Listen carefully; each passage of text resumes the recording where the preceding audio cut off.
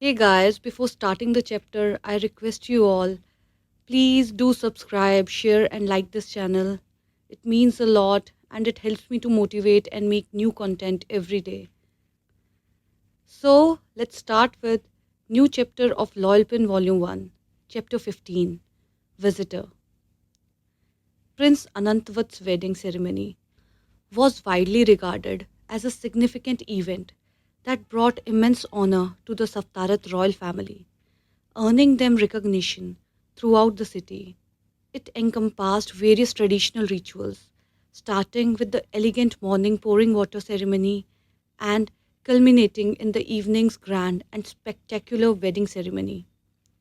The discussion topic has revolved around the magnificent and luxurious Saftarat Palace, where the king issued orders for various sections to be prepared to host his eldest son's wedding ceremony.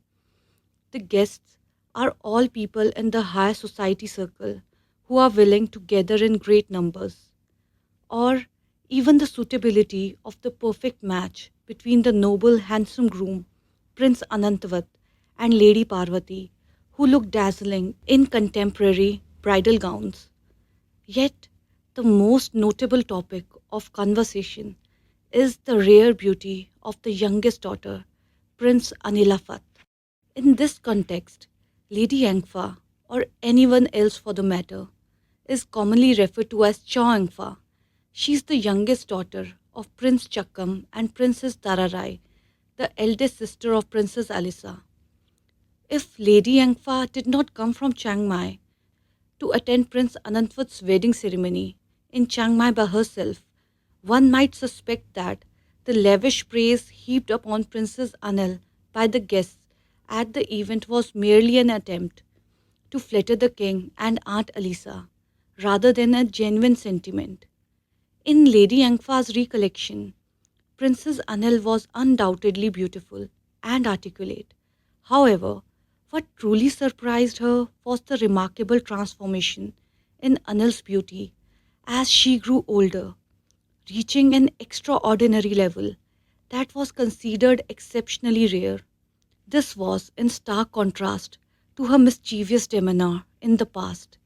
When Chong Fa saw Princess Anil at the morning ceremony before her own eyes, at that moment she came to the realization that the rumors about Princess Anil were not exaggerated in the slightest. In fact, they could only capture a fraction of Princess Anil's true beauty. The sight of her younger cousin, Princess Anil, in the morning ceremony, wearing a pearly white lace blouse paired with a smoke grey skirt, exuding both sweetness and solemnity, remained in Chong Fa's mind throughout the day, as it had caught the attention of many. Before her memories are superimposed with this new image, replaced by the same person, the appearance of Princess Anil in a long brick red evening gown, her face adorned with makeup matching the color of her dress, remained unchanged despite the emotional turmoil that persisted in her heart throughout the day. Regrettably, Chong Fa, who is accustomed to deep contemplation, cannot easily relinquish an obsession all of a sudden. Therefore, with curiosity in her heart, she resolved to pay Princess Anil a visit at the Pine Palace in the afternoon, just one day after Prince Anantwad's wedding. She wondered whether Princess Anil, in her casual attire, would still possess the same beauty that had occupied her thoughts all night. As it happened, Princess Anil was attired in a bright white shirt and cream shorts that reached her knees. The minimal makeup on her face seemed to captivate Chong Fa's heart even more than Princess Anil's appearance in her brick red evening gown or her pearl white dress. Chong Fa realized at this moment that her visit with Princess Anil was a real struggle. Your palace resembles the ones I have seen in Western magazines. Absolutely beautiful and inviting, Chow. At this time, Chong Fa is sitting on a single grey sofa by the balcony window across from Princess Anil. She looked around in astonishment at the reception hall of the Pine Palace. Do you like it? Princess Anil spoke in a pleasant voice. I like it, Chao. Chao Eungfah stared at Princess Anil's dark, slender eyes and gave her a subtle twinkle in a smile. My father and mother's place is enormous and spacious, but it looks so solemn and does not feel as cozy as home. But in terms of architecture, your father's place is both beautiful and precious. You're an architecture student, Chao. You must have an appreciation for how the ancient wood has turned out so beautifully. Chao Eungfah modestly inclined her head. Even if I did not study that, I still see that your place is so beautiful, Kunyong. Princess Anil poured tea from a white ceramic teapot, positioned on the center table between them.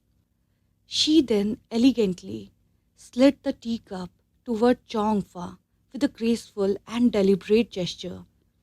English tea? I brought it back from London. Kunyong, do you want a taste? I brewed it myself.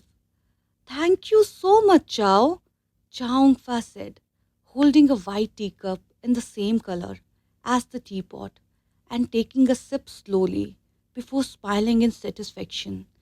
The tea tastes so good, Chao. Really? Said Princess Anil, softly smiling. Or maybe because you brewed it yourself makes it so delicious. Chao Eungfah replied in a sweet, clear voice, so sweet that Princess Anil, the interlocutor, could only be reminded of her eldest brother, fully aware that her eldest brother still had affection for Chao Eungfah. Princess Anil observed keenly. She had noticed the blend of somberness and enchantment in her brother's eyes on the night of his wedding ceremony when he exchanged glances with Chao Eungfah, who had come to offer her congratulations and had been present from the morning ceremony to the evening celebration. My eldest brother still can't let go. It's difficult to move on when Chao Eungfah, your esteemed cousin of 22 years, is as beautiful and radiant as the first blooming flower. Her sweet and gentle demeanor, reminiscent of the northerners, has captivated Prince Anantavad to such an extent that he occasionally, though discreetly, reveals his feelings through his eyes. Princess Anil gazed at Chao Eungfah's sweet, oval face, her delicate eyebrows, and her radiant eyes that sparkled in the afternoon sun. Chao Eungfah's fair skin, bathed in the warm sunlight streaming in through the balcony window of the Pine Palace, evoked a gentle sigh from Princess Anil. She feels sorry for Lady Parvati, the newly bride, and her sister-in-law. You are overpraising me. You mentioned it, felt like I was sweet talking. I commented on the tea because it tasted delightful. Only those radiant, dark eyes cast a glance into her own. Chao Eungfah felt a sense of embarrassment and found herself momentarily unable to respond, prompting her to hesitantly lift the hot tea to take a sip. Then I shall seize the chance to prepare tea for you more frequently, Princess Anil said, smiling and revealing two dimples on her cheeks that appeared to enchant Chao Eungfah, making her gaze intently at Princess Anil's face as if she were under a spell. Throughout her life, Chao Eungfah had grown accustomed to the ardent gaze of men, all staring at her with desire.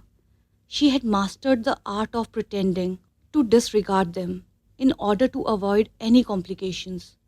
Beneath her gentle demeanor, Chao Eungfah's true nature remained as cold and impenetrable as a towering, unscalable wall. She has never fallen for any man, but on this occasion it appeared as if she were surreptitiously gazing at Princess Anil with an enchanted expression in her eyes. Which steps taken had gone wrong? Chao Eungfah kept repeatedly asking herself again and again, reminding herself that the person she was looking at now could only be a close relative with higher rank and nothing more. The crucial aspect is that she is a woman just like her. What is there to expect? Finding a solution seems quite challenging. How is your father's health? Mother mentioned that he isn't feeling very well. As a result, Aunt Dararai had to remain to look after him and could not come to attend the Grand Prince's wedding ceremony.